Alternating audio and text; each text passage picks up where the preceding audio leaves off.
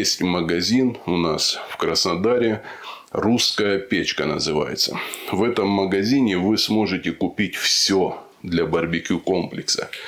Сначала можно несколько закладочек сделать простой бумагой. Опять подождали, когда остынет. То есть в момент остывания происходит что? Тепло уходит вовнутрь печи, и также тепло уходит на обогрев самого тела кирпича.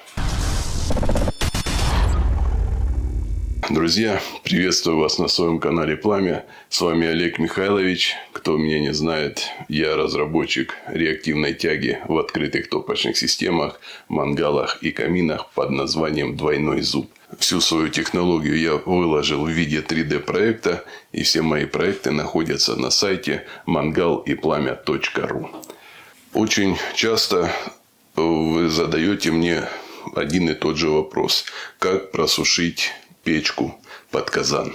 После того, как мангал или печка собраны, швы остаются еще влажными, а надо уже сдавать объект заказчику.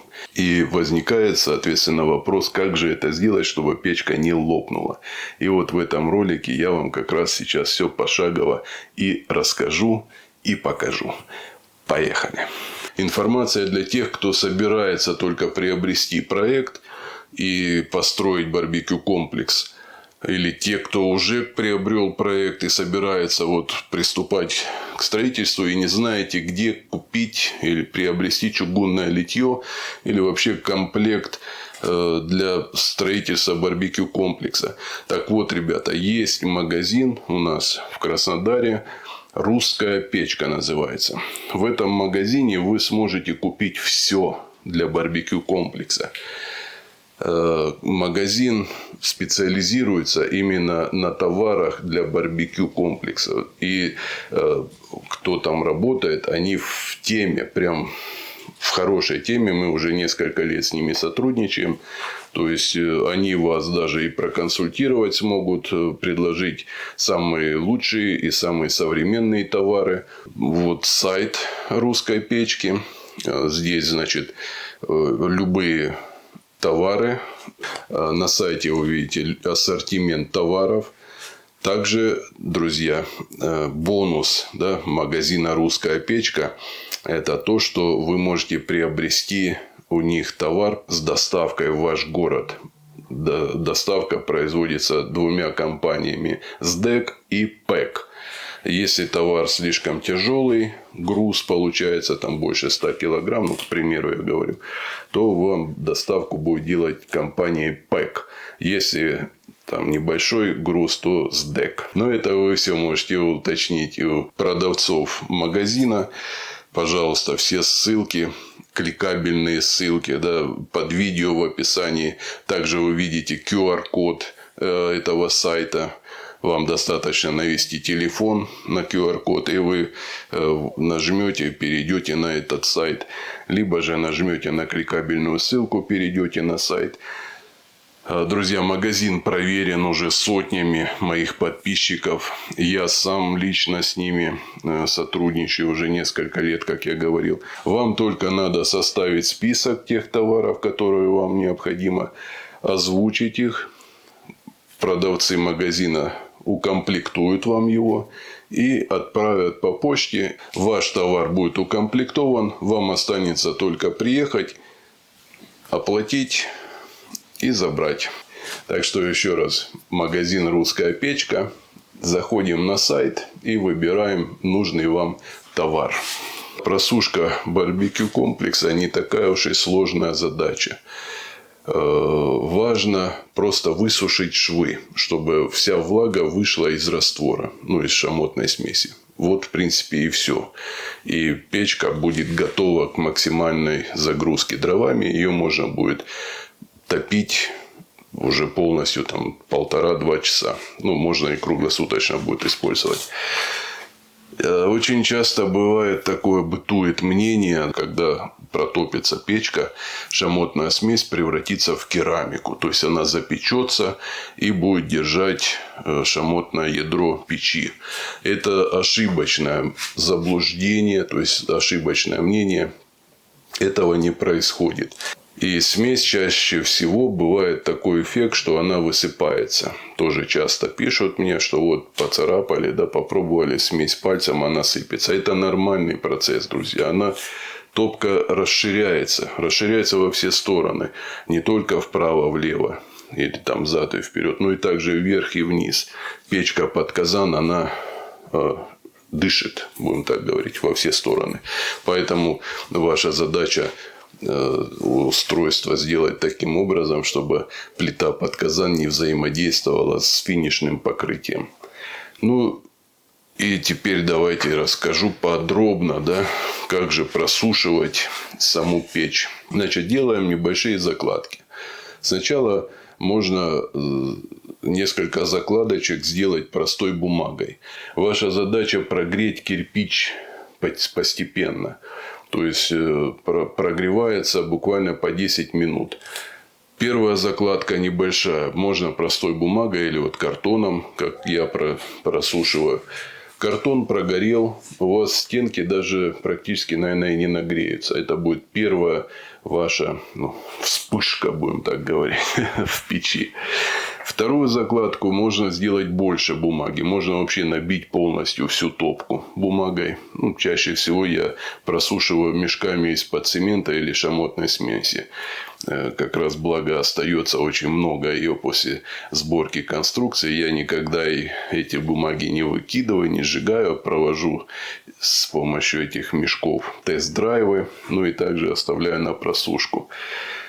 Вторая закладка уже длится более 10 минут. То же самое, друзья. Прожгли, потрогали стеночки вашей печи. Они стали теплыми. Это уже хорошо. Подождите, чтобы они немного остыли. Делайте третью закладку. Уже чтобы минут 20 прогрелась печка. И вот так постепенно вы ее просушите. То есть, когда уже будет у вас протапливаться на минут 30, это уже максимально близко к финишной протопке.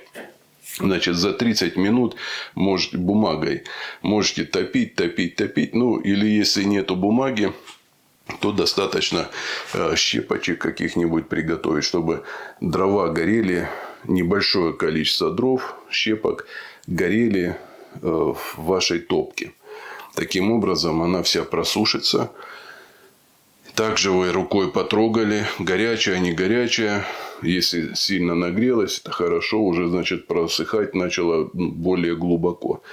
Опять подождали, когда остынет. То есть в момент остывания происходит что?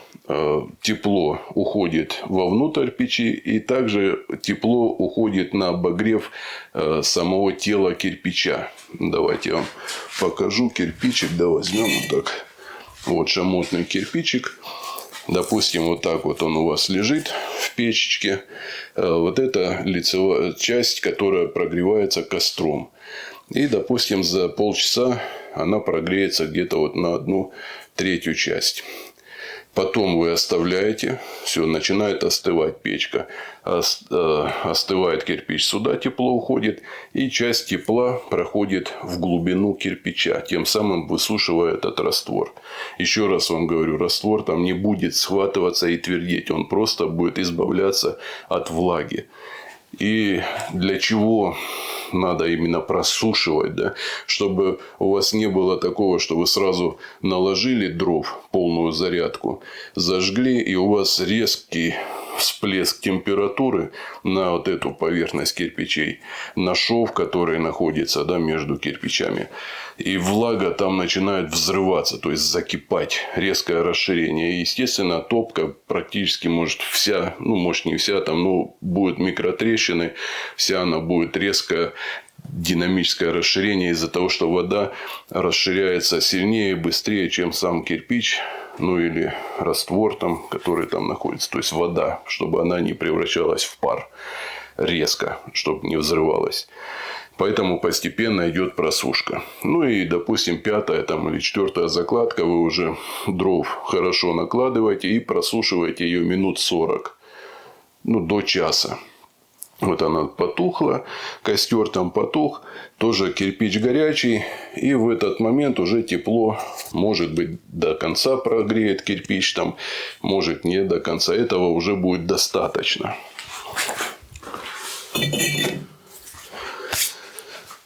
Таким образом, вы можете просушить печку практически за один день. Ну, еще, конечно, зависит от температуры на улице. Если вы работаете при минусовой температуре на улице, прям, да, под навесом, то там может, конечно, и растянуться, будет быстро остывать, и вот эти ваши протопки, они эффекта никакого не дадут. То есть там вам надо будет уже усилить время протопки, да, увеличить, вернее. То есть не по 10 минут, а по 15, потом по 25 и по 45 минут. Вот такая технология просушки, друзья.